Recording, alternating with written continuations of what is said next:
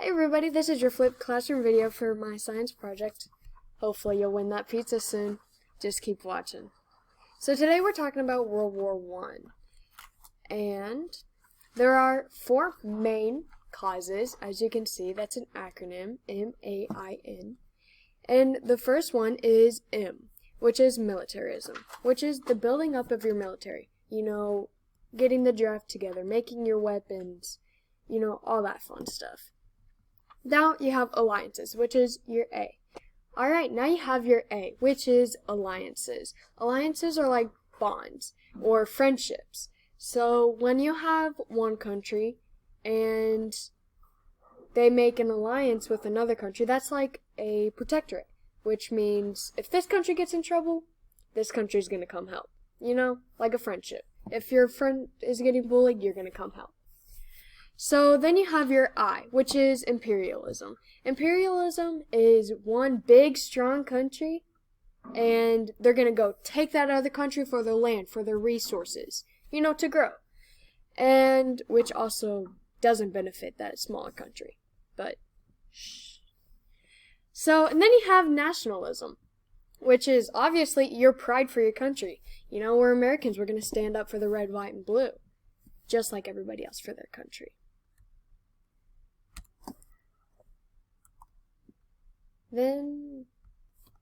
Alright.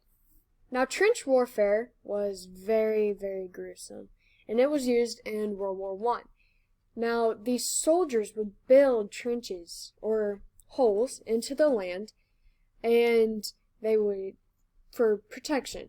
So, there were diseases that went around, because rats went around, and the sweat and the blood and the dead bodies were laying everywhere. People even used to sleep on dead bodies for beds. Like, you can't grasp how terrible the conditions were. And that was just how war was back then. Now, let's talk about back in the Americas. So, all the men were drafted out and sent to war, obviously. Now, all those jobs had to be filled. Well, by the women, of course. So, that's when women didn't have these opportunities at all. They stuck at home, parenting their kids, cleaning the house, all the cliche. The women went into the workforce, made the ammunition, made boats, anything that they needed for war. That's whenever, like, Rosie Riveter, the We Can Do It, as you can see in that picture. That's when that came to life. Alright, now we have the Central Powers and the Tripleentendre. Now this can easily be boys versus girls. It's like black and white. So the Central Powers is Germany, Austria-Hungary, and Italy.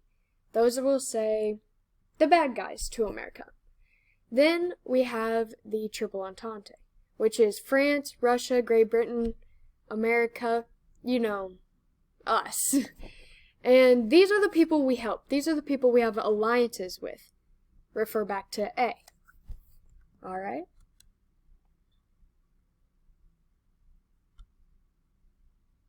Now, the big question, how did even World War start? Like, it seems so big, so long ago, that can't happen.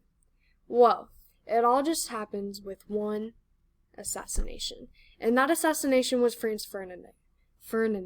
Sorry. And so this was the start, the ammunition to it all. Austria-Hungary declared war on Serbia because it was said that these group of Serbian men met together and they were going to kill Austria-Hungary because Austria-Hungary was trying to take over Serbia. So Serbia had nationalism, so they had pride for their country, so they wanted to protect. So these group of people were very unsuccessful.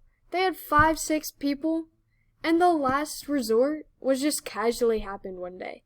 This guy was eating a sandwich at a cafe and walks outside, and the leader was in his cart going to his home, palace, whatever you call it. Now, it just, like, he got out of the gun, shot him, shot his wife, shot himself. It was very casual. So, whenever Austria-Hungary heard about this, they declared war on Serbia. Now that is where alliances come in. Serbia had alliances, and Austria-Hungary had alliances. When they went into war, more countries went into the war. And their countries, they had alliances. It's a waterfall effect. Now let's talk about why America even joined the war. So America had very deep hatred for Germany. They played very dirty in this war. They had gases and flamethrowers that we didn't even make yet until they introduced them. So Germany also sunk passenger ships. Passenger ships are non-military ships, like if I were to go to Europe and take a ship. And they would sink those. And they also made the Zimmermann Note, which is a note from Germany sent to Mexico, trying to make Mexico go into war with America so they can make an alliance, and team up. America got a hold of this letter and found out before Mexico. Mexico obviously said no because our military was very much more built up. So that plan fell through. But in 1917, we joined the war, trying to save our alliances. Next, we have the Treaty of Versailles. So this is the whole outcome of the war. So basically, we win, yay, but Germany gets blamed. And there are very many controversies over these. Because, as I said before, Austria-Hungary was the one who declared war first. But Germany was the one who played dirty. So Germany can now have no army, no building of weapons, and has to pay for all the war damages. This is billions of dollars that they don't have, but they're gonna have to make up. Finally, we have the 14 points. President Wilson put these ideas together to create world peace. Now, when these ideas were brought to the different countries, they kind of just said, we don't want those, they have no favor in us. They did, however, like the 14th point, which is the League of Nations. Now, this is one big alliance to not use war for a problem solver. And obviously, this seems kind of easy, but it actually wasn't. It actually doesn't stay in our system very long. But that's for another topic.